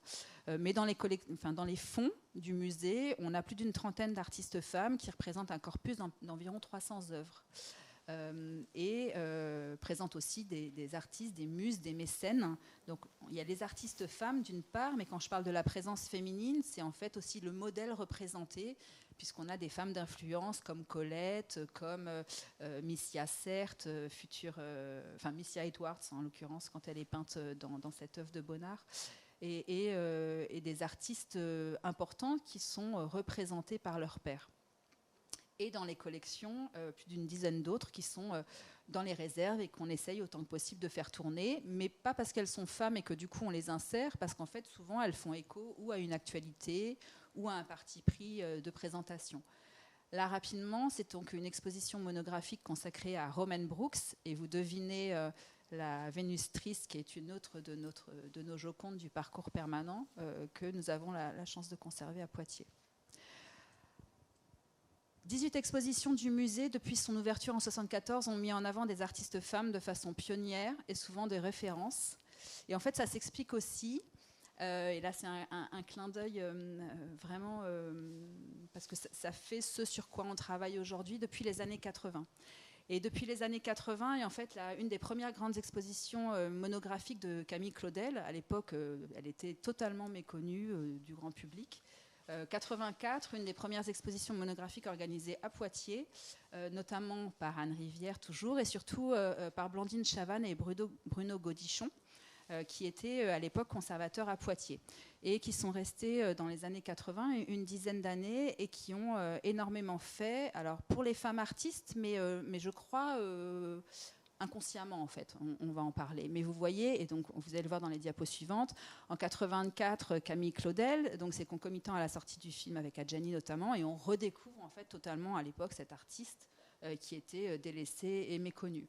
Et puis ils ont enchaîné avec Romaine Brooks en 87, puis Charna Orloff, puis Odette Pauvert, et puis on a aussi donc nous continuer autant que possible de débobiner ce fil rouge sur des expositions, et notamment, je vous en parlais, Belle de jour, femme modèle, femme artiste, mais avec encore une fois cette exposition qui n'était pas une exposition en elle-même dans une salle d'expo, mais une sélection d'œuvres du Musée des Beaux-Arts de Nantes qui était fermée à l'époque et qui avait été choisie par Poitiers, parce que l'expo en fait avait été montée par le Palais Lumière d'Évian.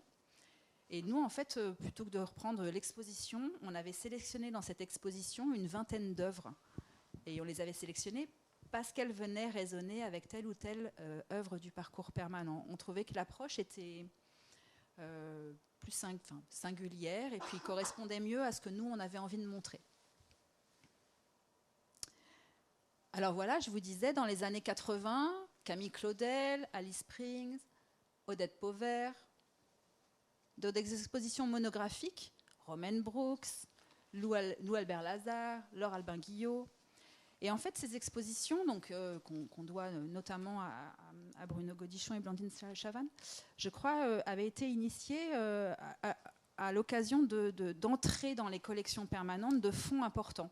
C'est-à-dire que d'acquisition ou d'entrée de fonds, et hop, qui justifiait et qui légitimait une exposition temporaire consacrée à ces artistes, qui sont toutes donc présentes dans les fonds permanents. Mais je crois, quand on en discute avec Bruno Godichon, de savoir est-ce qu'à l'époque c'était une volonté d'enrichir les collections Poitevine d'œuvres artistes femmes, sauf erreur, il répond plutôt non, on ne cherchait pas à acheter ou à enrichir les collections d'artistes femmes. C'est des opportunités, des rencontres, d'artistes, avant tout d'artistes de qualité, et aussi singulières, mais abordables, à l'époque pour Poitiers, en fait. Et je crois aussi que l'enrichissement des collections poitevines, en tout cas, mais je veux croire que c'est le cas aussi dans d'autres musées de province, c'est fait à l'époque sur des artistes qui étaient des artistes de qualité, mais qui étaient encore abordables, où les collections publiques pouvaient se permettre d'enrichir les collections de ces artistes comme Romaine Brooks, qui était méconnue à l'époque, et donc qui passaient éventuellement encore en vente, où il y avait des opportunités, mais qui étaient possibles pour la bourse poitevine. Il se trouve par ailleurs que c'était des femmes. Mais je crois que ce n'était pas le prisme initial et la volonté.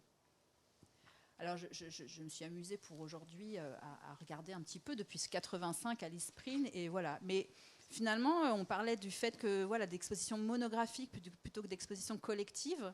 C'est vraiment un peu mais je l'ai découvert en préparant aujourd'hui là. C'est vraiment un peu redondant à Poitiers. C'est essentiellement des artistes, enfin des expos quand elles sont d'artistes femmes, parce que là, entre toutes celles-là, il y en a eu d'autres qui ont d'autres sujets, mais des expositions monographiques d'artistes présentes dans les collections. Ça, c'est la programmation en cours, alors qu'on doit non pas à l'équipe de conservation, mais à l'équipe de médiation, en fait, qui souhaitait, parce que le fil rouge cette année, avec les scolaires notamment, c'était la question du genre, garçon-fille, et le service des publics qui a du coup proposé à l'équipe de direction de monter cette exposition en collaboration avec le FRAC Normandie sur les Guerrilla Girls, Femmes en Action. Et puis, vous voyez, donc c'est quelque chose en fait qui maintenant est acté dans le public poitevin et le public universitaire. Cette exposition Femmes modèles, en fait, c'est le choix d'étudiants de l'université de Poitiers, puisque tous les ans, le musée accueille une dizaine d'étudiants qui deviennent commissaires d'expo et qui font une sélection d'œuvres dans les collections du musée et dans les collections du FRAC Poitou-Charentes, et qui les mettent en regard autour d'une thématique. Et cette année, c'est eux qui ont choisi cette thématique qui, du coup, effectivement, a été inaugurée le 8 mars pour l'expo Guerrilla Girls. Et c'est vrai que pour essayer, modestement, d'aller plus loin, on essaye. Alors, Eva disait la recherche, le lien avec l'université. J'ai une jeune femme qui cherchait un sujet de mémoire cette année, qui n'en trouvait pas. Et j'ai, moi, une artiste qui s'appelle Caroline Douézy, en fait, qui est une artiste céramiste et maïste de la fin du 19e. Je me suis toujours interrogée sur quel était son parcours, pourquoi est-ce qu'elle avait choisi ce médium, cette technique, quel était son environnement, sans jamais avoir le temps de faire les recherches. Donc, je lui ai proposé le sujet. Et donc, c'est vrai que le sujet des femmes artistes, peut-être moins exploré, permet aussi d'être un vivier de sujets pour ces jeunes chercheurs, ces jeunes chercheuses qui cherchent encore des artistes sur lesquels on n'aurait pas travaillé. Et puis l'exposition donc Belle de jour, qui avait effectivement donné lieu à ces 2 jours de colloque, en fait. Mais on est en 2016, donc vous voyez, c'est des questions effectivement qui étaient déjà d'actualité avant MeToo, sur lesquelles on s'interrogeait, de savoir ces femmes artistes, est-ce qu'il y a un atavisme, est-ce qu'il y a une filiation, est-ce qu'il y a un foyer déterminant qui fait qui les amène à la création, que ce soit par la fratrie, leurs compagnons, leurs pères, et c'était ce qu'interrogeait ces 2 jours de colloque aussi, qui était effectivement un grand moment, je crois, pour le musée déjà, pour nous, mais aussi pour ces questions, et où on avait accueilli, et d'ailleurs je suis assez... ça m'amuse, mais le fait que sur le sujet aujourd'hui on soit que des femmes à venir en parler, je me réjouis que ce colloque, il y avait notamment aussi, je me rappelle de Thomas Galifo qui sortait de cette exposition à Orsay sur les femmes photographes, mais voilà, c'était assez varié comme regard, et c'était bon, forcément je suis pas objective, mais il va falloir accélérer un tout petit peu pour... et mes 2 dernières diapos, c'est sur justement le fait que les collections poitevines sont régulièrement sollicitées. Alors là, on a parlé de toutes ces expos, mais régulièrement sollicitées, que ce soit sur l'expo sur la Cassati à Venise, à Château-Fournet sur les silences dans la peinture, créatrice qui était une exposition aussi assez fascinante à Rennes, et puis toutes les grandes expositions dont on vient de parler, pour lesquelles on a la chance d'avoir été sollicité. Et puis bien sûr, puisque je vous le disais, ces femmes, on les retrouve dans le parcours permanent en fait, et alors on les achète pas parce qu'elles sont femmes, et il faut avant tout qu'elles fassent écho justement à un fond existant, à une thématique existante dans le parcours permanent. Et les 2 dernières acquisitions, il se trouve, mais c'est fortuit, c'est qu'on regardait depuis très longtemps Maria Blanchard, parce qu'on a au mur du musée des œuvres de Jean Puy et notamment de Henri Doucet. Et donc en vente aux enchères par préemption, on a eu la chance, parce que Roubaix notamment était intéressé, mais pas en mesure d'y aller, d'acheter cette œuvre de Maria Blanchard qui n'était pas présente dans les collections et qui est entre cubisme justement et de cette artiste singulière qui est née en 81, qui est la date de ce tondo dingue, singulier, qu'on doit à une artiste portugaise, Maria Luisa de Sousa Holstein, en fait, et qui a été achetée dans le cadre du salon Paris Fine Art, et qui est donc la dernière œuvre entrée dans les collections cette année, de cette artiste portugaise contemporaine de Rodin, et donc une artiste femme, sculptrice, contemporaine de Claudel, et première œuvre de cette artiste qui rentre dans les collections publiques françaises. Donc là aussi, on était très satisfaits de faire rentrer ces 2 artistes femmes. Il se trouve qu'elles sont femmes, mais avant tout parce qu'elles matchaient avec nos fonds.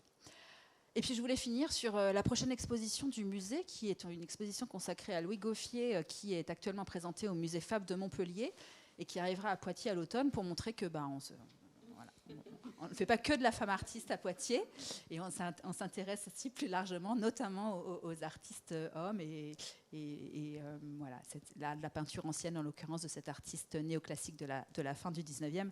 Mais là, c'était pour le clin d'œil, justement, pour rendre aussi à ces artistes-là, en l'occurrence, artistes nés à Poitiers. Merci. Et donc, quelques minutes pour entendre Julie Bott, qui a consacré du coup son sujet de thèse sur les musées consacrés aux artistes femmes, et qui peut nous donner une approche plus muséologique aussi peut-être de la question. Oui, mais merci de votre invitation. Et je suis ravie d'avoir entendu vos 4 interventions. Et j'ai essayé, donc, en préparant, en réfléchissant un petit peu, en rassemblant mes idées, de répondre à la question de l'intitulé de la table ronde. Et de proposer une petite synthèse, conclusion, voilà, en toute modestie, parce que comme vous l'avez dit, on n'a pas de réponse définitive à cette question, c'est assez complexe, et je pense que je vais redire beaucoup de choses qui ont été dites précédemment. Et donc voilà, donc en réfléchissant à la réponse que je pouvais donner à cette question, donc faut-il encore des expos de groupes d'artistes femmes ou des expos 100% femmes? Je dirais donc oui, mais en nuançant et en apportant tout un ensemble de petites nuances. En fait, je pense qu'il faut idéalement plusieurs types d'expositions simultanément, et qu'il faut que ces expositions s'inscrivent dans une programmation, une stratégie sur le long terme du musée. Donc, je pense qu'il y a plusieurs actions qui sont nécessaires et qui aujourd'hui doivent coexister encore, parce qu'on est encore en train de... malheureusement, on est quand même encore en train de redécouvrir ces artistes, de les remettre en valeur. Donc à la fois donc, ces expositions dédiées à des groupes de femmes, des expositions monographiques, comme on l'a évoqué tout à l'heure. Alors moi, j'ai étudié un cas très particulier de musées qui sont entièrement dédiés à cette question. J'en parlerai pas beaucoup aujourd'hui, parce que je me suis dit, voilà, on va parler un peu d'autres types d'expos, plutôt dans les autres musées d'art. Mais c'est aussi important d'avoir des expositions mixtes, mais avec une volonté pensée en amont, d'intégrer les femmes et d'avoir une exposition mixte, mais qui est féministe. Et aussi, bien sûr, comme on l'a vu avec Poitiers, c'est important de réfléchir, au-delà des expositions temporaires, de réfléchir à comment intervenir dans les collections permanentes. Donc c'est un peu le petit fil de la petite synthèse que je voulais faire, c'était d'abord m'attarder un peu sur les expos temporaires de groupes d'artistes femmes, puis ensuite sur les expositions mixtes mais féministes, et ensuite, en quelques mots, parler un peu des collections permanentes et réfléchir un peu ensemble à ce qui est possible de faire à ces 3 niveaux. Donc tout d'abord, donc les expos temporaires donc de groupes dédiés, de groupes qui sont dédiés donc à des artistes femmes.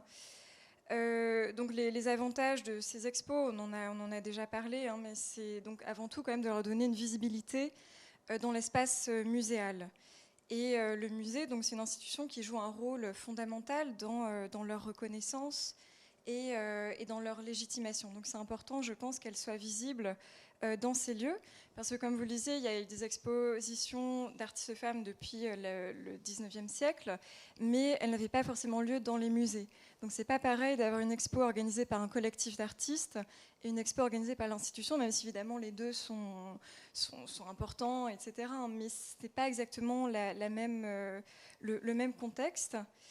Donc les expositions monographiques, elles sont très intéressantes parce qu'elles permettent donc de découvrir toute la création d'une artiste, son parcours, et idéalement de la replacer dans un réseau, dans un groupe, et d'étudier au prisme des études de genre éventuellement son parcours, tout en redécouvrant donc sa création. Donc ces expositions, comme on l'a vu aussi en Suède, sont l'occasion de mener des recherches et ensuite de diffuser donc toutes ces connaissances.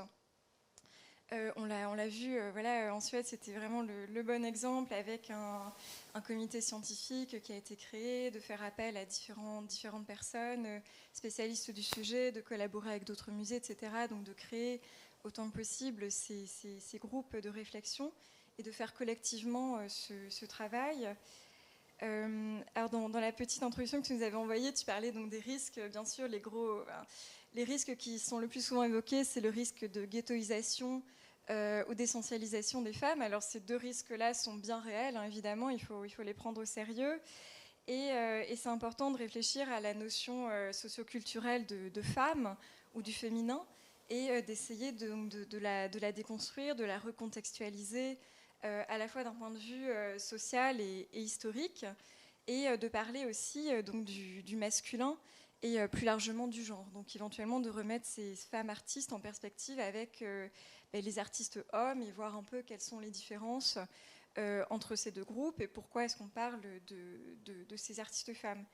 Donc il n'y a pas bien sûr une essence féminine ou des caractéristiques essentiellement féminines dans leurs œuvres, mais il y a tout un ensemble de contraintes et de normes sociales auxquelles les femmes ont été confrontées et qui font que leurs expériences ont été pendant très longtemps différentes de celles des hommes. Par exemple, donc, comme on l'a déjà évoqué dans d'autres interventions, il y avait certaines techniques artistiques comme la sculpture ou certains sujets qui leur étaient interdits ou en tout cas plus difficiles d'accès. On l'a évoqué aussi notamment par rapport au prix de Rome, mais il y a aussi la question de leur accès à l'école des beaux-arts.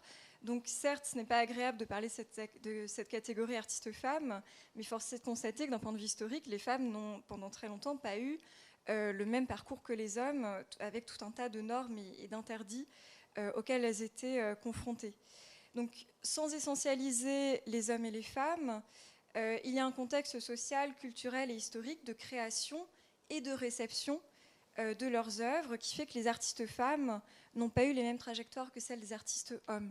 Et c'est pour ça que je pense qu'il est encore important aujourd'hui de parler de cette catégorie artistes femmes et de réaliser des expositions sur les artistes femmes qui, comme ça a été fait à Stockholm, par contre, c'est important que ces expositions questionnent voilà, quelles étaient leurs formations, dans quel lieu est-ce qu'elles étaient visibles, dans quel groupe est-ce qu'elles étaient intégrées, etc. Donc parler des artistes femmes n'a pas pour objectif, donc bien sûr, de les enfermer dans cette catégorie, mais d'analyser les raisons de leur présence minoritaire ou de leur absence sur la scène artistique, dans l'histoire de l'art ou dans les musées. Donc comme ça a été rappelé dans tous les exemples, voilà, elles ne sont pas présentes dans l'histoire de l'art de Gombrich. Leur accrochage dans les collections permanentes, c'est en moyenne 90% d'hommes dans les musées d'art et 10% de femmes. Donc il y a quand même un gros problème qui fait que malheureusement c'est encore nécessaire de parler des artistes femmes et d'insister sur leur sexe pour réfléchir ensemble à ce que l'on peut faire. Parce qu'évidemment, donc, quand on parle des artistes, c'est un mot qui devrait être à la fois masculin et féminin, mais en fait on parle malheureusement souvent des artistes hommes quand on dit simplement artistes sans préciser le sexe.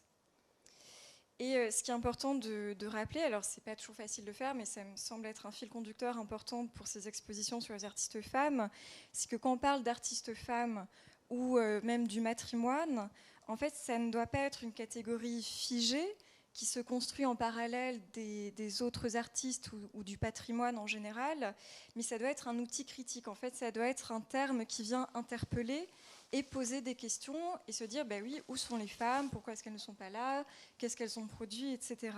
Donc ça doit être en fait finalement quelque chose qui, plutôt que catégoriser et ghettoiser, doit insuffler un changement et une réflexion. Alors donc, voilà un peu pour quelques mots sur les groupes, enfin les expositions de groupes. Alors une solution, mais qui serait plutôt à terme, mais qui serait qui est en cours d'exploration, mais qui malheureusement est encore minoritaire, c'est d'avoir des expositions mixtes, mais qui soient féministes. Et en fait, le meilleur moyen pour intégrer les femmes dans les expositions, c'est plutôt d'avoir une approche thématique ou une approche qui va considérer les réseaux artistiques, qui va replacer les artistes dans un paysage, dans une dimension collaborative, parler des groupes, plutôt que isoler donc, cette figure de l'artiste, de génie, etc. Donc plutôt considérer le contexte de la création. Et cela, en fait, aujourd'hui, pour moi, le véritable enjeu, ce n'est pas de prouver que les artistes femmes ont créé des œuvres de qualité équivalente à celles des hommes, même si ça a été obligatoire à un moment. Ouais, ok. Donc à un moment donné, c'était vraiment une étape essentielle parce qu'il fallait malheureusement, d'ailleurs encore aujourd'hui, il y a des gens qui demandent est-ce que les femmes ont créé des œuvres, est-ce qu'elles sont vraiment de qualité, et si on ne les voit pas dans les musées, c'est peut-être tout simplement parce qu'elles ne sont pas de la même qualité. Donc c'est vrai qu'à un moment donné, ça a été important de parler de cela, mais pour moi, le véritable enjeu aujourd'hui, c'est plutôt de changer le regard qu'on porte sur la création artistique, et on parlait tout à l'heure de la question du goût, et de penser l'histoire de l'art différemment, proposer d'autres liens et d'autres relations entre les œuvres. Et pour conclure rapidement, ça me semble important aussi, même si le sujet aujourd'hui c'est les expositions temporaires, de dire quelques mots sur les collections permanentes, parce que pour moi ce qui est important, c'est évidemment essentiel que les musées proposent des expositions sur des groupes d'artistes femmes, mais pour moi ce qui est vraiment important, c'est que le musée s'engagent en fait véritablement en tant qu'institution pour les artistes femmes et réfléchissent à agir à tous les niveaux, au niveau de la recherche, au niveau de la préservation, des acquisitions, de la médiation, et pas seulement de créer un événement ponctuel.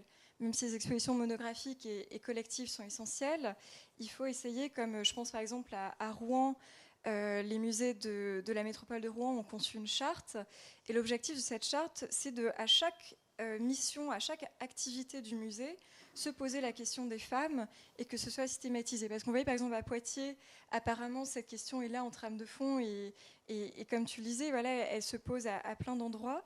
Mais c'est bien aussi, je pense, de le poser par écrit et en fait de le signer d'un point de vue symbolique tous ensemble et de se dire voilà à quoi le musée en tant qu'institution s'engage pour l'égalité entre les hommes et les femmes à tous les niveaux, et de développer donc une stratégie sur le long terme pour dépasser donc, le simple événementiel, même si, comme l'a dit Eva, moi aussi j'ai découvert les artistes femmes grâce à ces expositions événements qui attirent un grand public, qui sont vraiment importantes, malgré leurs limites.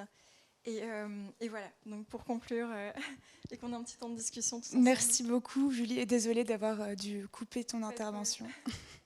Je ne sais pas s'il y a le temps pour des questions. Ouais, d'accord. Je sais pas. Voilà. Donc si dans la salle, je vous vois pas très bien, mais ouais.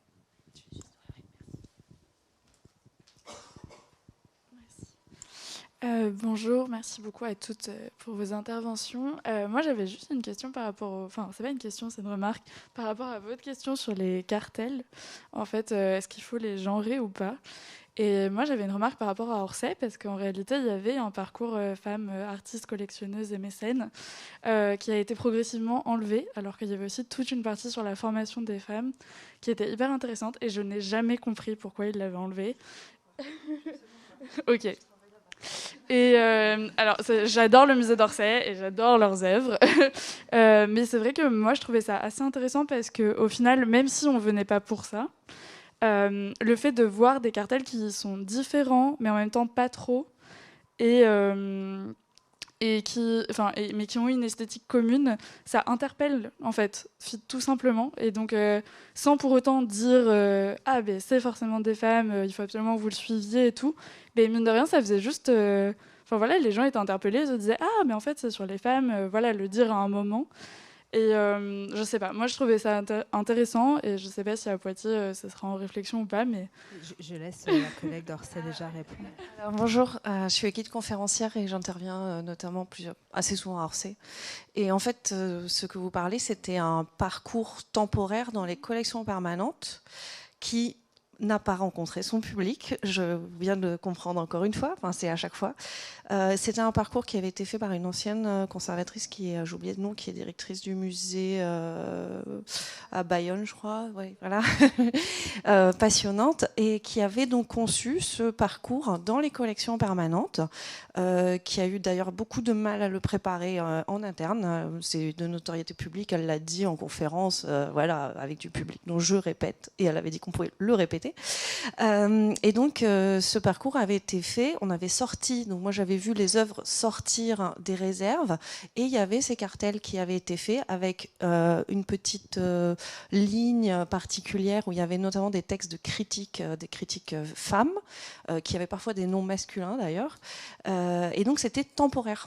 Et il y avait eu d'ailleurs un petit livret explicatif, et il y avait eu très peu de visites guidées de ce parcours. Il n'y avait eu que 2 guides conférencières qui avaient préparé ce parcours, aux grandes dames de plusieurs conférencières qui avaient très envie de le faire. Mais c'était un parcours qui avait été fait dans l'été, et c'est pas la saison pour faire ce genre de choses. Quand on est à Paris, on sait que c'est pas l'été qu'on doit faire ce genre de choses.